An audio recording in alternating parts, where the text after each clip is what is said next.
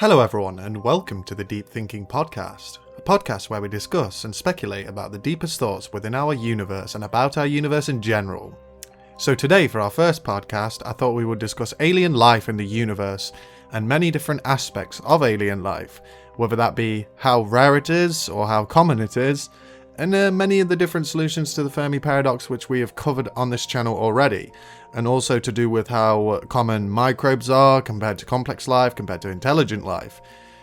Do species advance into becoming kind of like AI civilizations, robotic civilizations? Do they transcend from biological life to becoming a technologically advanced robotic civilization? Who knows? We're going to have a discussion of all of these different aspects of this possible futures for humanity in the endeavors of discovering alien life. So we have many different speculations that people have come up with over the years, so we're going to discuss those today. We're going to start off with, is life rare or is it common? In my opinion, I do believe that it could be quite rare. I guess it depends what you class as being rare, right? Because what is rare? Are we talking rare about microbes, or are we talking rare about complex life, or are we talking rare about intelligence, spacefaring civilizations that can have the ability to actually get to this planet, potentially if interstellar travel is possible, if even potential light speed travel is possible, even potential faster than light travel? Like, there's many aspects of it that we need, because realistically it'll take a hell of a lot of time for a species to travel to us if they don't have some form of faster than light travel. Because, for example, if you travel at 99% of the speed of light, and it is a speed limit, if we're going outside of the galaxy, it takes us 100,000 years to leave the galaxy, even at 99% of the speed of light, because our galaxy is 100,000 light years across. So it would take us that long to leave the galaxy. So if there's nobody else in the galaxy, and it's one per galaxy maybe, it's going to take us 2.5 million years to get to the Andromeda galaxy to even reach an alien civilization, or for them to even reach us. Is it worth it to them? Some of the reasons I can think that it could be worth a species traveling the vast distances of space to arrive here on Earth would be if life is rare and they've noticed us and they're somewhat more technologically advanced than we are, and they're planning on doing some research on us, and they need to get to us and discover what our habitat's like and discover our planet and all these different aspects of our species. And maybe that could be an explanation for why people have seen UFOs and had alien abduction situations and all of these random things where people speculate that there's stuff inside Area 51 and that perhaps it is a zoo hypothesis situation where the aliens are here right now and they are observing us from X amount. It could be from very far away. We don't know how potential super technologically advanced societies that are millions of years ahead of us could interact with this universe. We don't know what their technology might be like. We've only got hypothetical proposals for technology, things that could exist in the future. So we don't know exactly how far along the scale of technological advancement we are. I've discussed on the channel before whether there is a limit to technological advancement, which very much could be a possibility. So if there is a limit, then that could be the reason that we don't see any alien life, because there's no way for them to actually meaningfully send out signals or make their presence known in the universe. So the space is just far too massive for us even to interact. So technically, in that sense, you are alone, because you're alone in the galaxy, you're alone in your neighborhood of stars or whatever it is. We don't know how long we're going to exist, and we don't know how far our technology is going to advance. It's also possible with alien life that we all exist at different time frames. So there could have been an ancient species that existed right at the beginning of the universe, just after the Big Bang. But that species could have existed for millions of years and still gone extinct, and every single bit of trace of them is gone. And that would be still billions of years before we even came into existence ourselves. So you have to think of it in that sense. How long do intelligent species last? Does the great filter come into play? Because there is many great filters of life. I always use it, for example, there is a great filter for young men. So if you're a young man, like under the age, or around the age of 18, you're about to hit a great filter where you're there's an increased chance that you might die. There's a percentage increase that you might die because of the different actions that you do when you're younger and risks that you take, etc., etc., etc.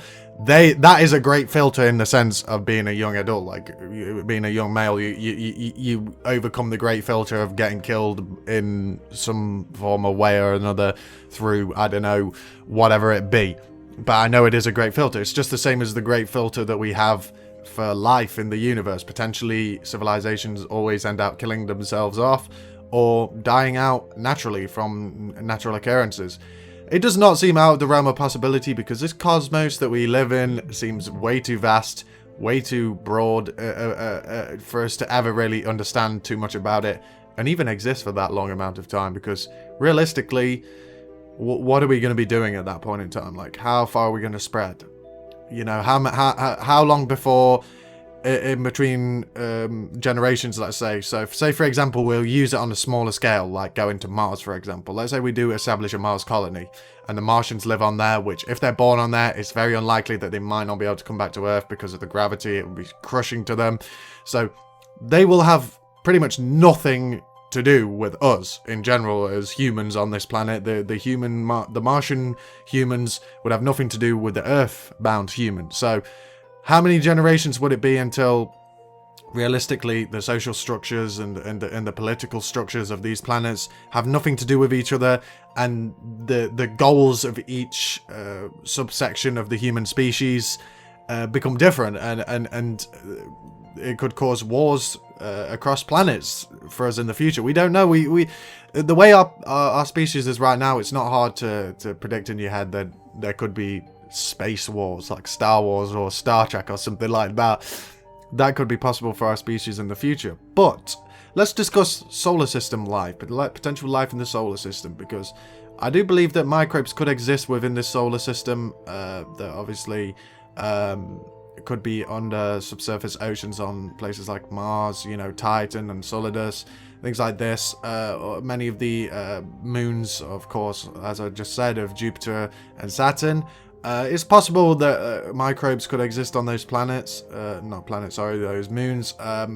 So, you know, we could see the discovery of that within our lifetime, which is really, really awesome. In my opinion, we could have that question answered, because realistically, if the microbes exist there, that probably shows us that microbial life can exist wherever it can exist. Because that's why I believe that it is. Like, obviously, I'm not the most well-versed person in the world, but I do believe that myself. I do believe that it is, like, microbes will exist where they can. Complex life will exist where it can, and the exact same for intelligent life, and it's all dependent on the situation that the species arises in, basically, and the ability of resources and, I guess, nutrients and things for their brains, learning ability and capability of the species. We don't know how their brains work. We don't know how they work. We don't know if they have brains. We don't know if they have whatever the hell they have. They could be completely, well, as the word says, alien to us, you know. So what can we say about them in general? We can only use our species as a reference point, because we know that we exist. And the discussion of alien life has become insane, because when you think about it, we have a true understanding of the out-of-body experience of planet Earth. So we have people in the International Space Station all of the time working up there, and they're able to see the Earth from an out-of-body experience type of thing, because most of us on this planet, we've never seen the Earth from that perspective, only other through like movies or through, you know, watching stuff about the International Space Station, watching spacewalks and things like that. We've only seen it in that perspective. But imagine actually having that genuine experience. Like, it makes the perception of reality a lot different than it was before, when we'd only ever been on the planet. We'd never left the planet before. So to me, that's what I was thinking to myself. I'm like, okay, now that our perspective has changed on life, how are we going to adapt? Like, how is it going to change? How is it going to change how we see the potential future of alien life? Does it become more likely for alien life to exist under the situations that we see the universe in? The truth is, the statistical likelihood favors alien life to exist. Of course, I'm going to also mention the fact that we do have the solutions to the Fermi paradox, or the Fermi paradox being something that we've covered on the channel a fair amount. And of course that is the question proposed by the boy Enrico Fermi, that being that, if the statistical likelihood favors alien life to exist, then why do we see no evidence for it? And there is many different solutions to the paradox that people have proposed, whether that be ancient aliens that helped thrust us into the future by helping and intervening with our species and teaching us, life being rare in the universe, the zoo hypothesis style situation that I explained, life teeming in the universe, so there's just life everywhere, and the explanation for the fact that we don't see any life out there is the fact that, we don't know what we're looking for at this current moment in time. So it could be possible. I guess it depends as well what you're saying, life teams, because it could be microbes all over the place and then some intelligent species every other galaxy or so, as we were discussing before. We've also got, of course, the great filter, which we talked about. The dark forest hypothesis is a good favourite one of mine, and that is the fact that it is, paraphrasing, but it's like a forest, a jungle kind of thing, where we are, technically speaking, because we broadcast signals, which again, I always say this, it's pretty stupid. We broadcast signals, so it's like us shouting out, being an animal, like shouting out in like a forest, and the predators are just watching us. The rest of them are hiding themselves. Like, you don't go out into an environment, a hostile environment, which you know nothing about, and you don't just start shouting. Like, that's what we're doing, and it makes no sense, because realistically, we don't know what the moral and ethical implications of this alien species actually is. We don't know if they even have a moral compass. They might see us and just think to themselves, well, this species is somewhat technologically advanced right now. They could be super technologically advanced in the future and actually cause a threat for us. So, you know what, it probably makes more sense to go wipe them out now and not risk it. And we are literally putting our fate in the hands of other people, which you should never do that in general in life. I always say that all the time. I always say, never put your life in anybody else's hands unless you trust them. We don't have that trust for those hypothetical alien species that we don't even know exist right now. They could be evil, they could be peaceful, we have no idea who they are. So is it really worth potentially sabotaging the human race for this? Probably not, in my opinion. But what else do we have that we need to discuss? We can discuss panspermia as well. Let's discuss panspermia. That, of course, being, meteoroids, asteroids, things like that collide with the planet, have microbes on them, and basically they take microbes from planet to planet and seed life on a planet.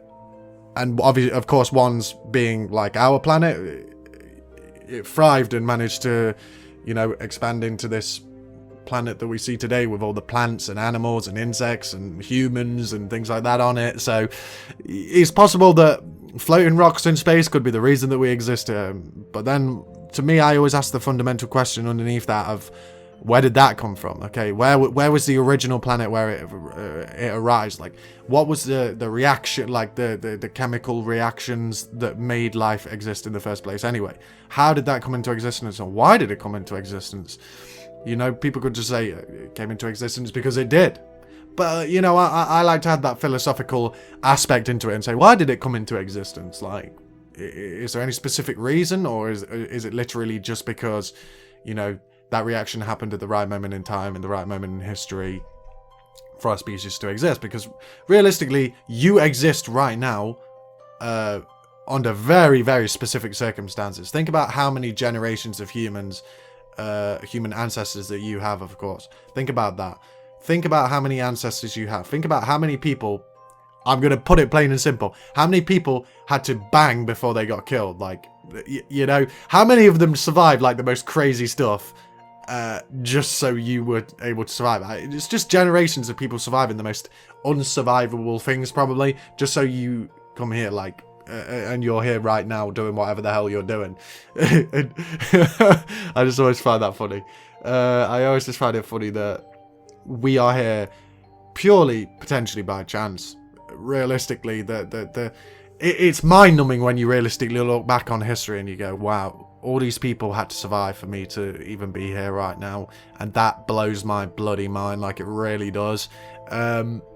But regarding alien life, like, it's just one of those questions where we ask it, and because most people want to have it as the question as in, okay, are aliens here right now? Are aliens exist in Area 51? What about the UFOs and alien abduction stories and things like that? While I'm quite a bit skeptical about these alien abduction stories and UFO things like Area 51, Bob Lazar type stuff. I'm very skeptical of those things. I find it interesting. If it is true, I genuinely believe that they're here because they're probably studying us. Probably nothing else other than that. Maybe they'd come into contact with us when we get to a certain level of moral or technological or social level that is on par for them to say, okay, maybe we should contact these people. Or realistically, maybe they never will contact us and they want to just see, okay, we know that we exist and we've seen the species, intelligent species that's creating a society and that exists, in our solar system, and they thought, okay, we're going to come to them and we're going to arrive and we're going to basically come to them and say, okay, well, not come to us and say, but we're going to come and observe them and see just what happens to that species naturally. Do they kill themselves off? Do they die naturally from natural causes? Or do they just technologically expand to a point until maybe, we should probably contact them because we can just let them know, hey, we've been watching your species evolution. We didn't want to mess with nature, I guess, because realistically, if they intervened and gave us technology early, things would be much different than they are now, and we are at least now allowed a somewhat steady trajectory. I know it's propelled very fast over recent history, but we're still on a somewhat steady trajectory of technological advancement. But think, if a millions of years old, potentially even billions of years old species comes to us and offers us their technology, we'll probably not even be able to comprehend what they're showing us, mixed with the fact that, is it natural for them to give us that technology now? Why would they give us that? We're probably more likely to do more damage having that technology than we are not, because we still need to learn about all the science and all the mathematics and all of the random shabazzle that goes into whatever technology it is that they've advanced. Because if we just go, okay, we see the end product, we don't know how it's created, we can potentially mess up a lot of things, and I don't think the fundamental nature of things will be allowed to do that. Because another reason, lastly, I'm going to explain one more reason that could be funny why aliens don't show themselves. It could be that there is like some sort of high up alien species, like I'm saying, that's very, very technologically advanced, and maybe lots of other ones around the same level as us. They can't get much further. Maybe they got a little bit further than that. They aren't traveling into stellar space. Even if they are, they're only traveling to a few star systems near them. But there is some technologically advanced species that has been around since the start, pretty much, of the universe, and they're just like, okay, we're going to make sure none of these other species that are less technologically advanced than we are, we're going to make sure they don't destroy the universe. We're going to make sure that they don't invent technologies which destroy the universe. And it's nice and comforting to think that that could be a thing, but honestly, I don't know if I believe it's a thing, because like, I don't think it is truly a thing. I think it's an interesting theory and it could be a possibility, but in my opinion, I don't believe that'd be a thing, and that's actually truly terrifying to think about, that even if there is nothing stopping us from creating a technology that could literally end the universe as we know it. So we need to stop messing around with crazy crap. We need to take things slow, do experiments, don't jump into it because of I guess things like the space race technically helped us innovate space travel faster. The Russians and the Americans competing against each other, first one into space, of course, being the Russians. And then, you get the Americans being the first ones to go to the moon and X, Y, and Z. You have those things, and that helped us innovate. But if they were innovating something more destructive, that could have screwed us over real bad. Something that's messing with the fundamental natures of the universe. That could screw us over, because that competitive nature of the human experience, like, it makes us perform better, but it sometimes clouds our judgment as well. So that's a perspective to think about regarding this stuff. But I feel like I've discussed this subject for long enough right now. So I hope you all enjoyed. I know I'm a little bit ranty. I know I'm a little bit I go off on tangents and things that aren't necessarily related to the subject. But if you enjoy little podcasts like this, where I discuss subjects like alien life or the infinite universe, multiverse, AI technology, future space technologies, history, future scenarios that our species may face in the future, things in history which are awesome, things about crazy killers or whatever it is, theory icebergs, conspiracy theories. I can break down all of these different things because we're called Deep Thinking. We have a wide array of subjects that we can discuss. So yeah, just let me know in the comment section down below whether you like this type of content that's not scripted, that's not got necessarily... I've got a goal of where I want to take it, but I can just discuss my thoughts on different aspects of the universe. So yeah, I'm going to have guests on as well. I'm going to have some friends on and things like that, so they can come on and they can have a discussion with me. But yeah, please subscribe to the channel if you do enjoy content like this. Have a wonderful day. Make sure you're doing whatever you need to do. Stay happy, stay blessed, stay enjoying this absolutely amazing universe in which we live. And just remember to keep thinking deeply, my friends.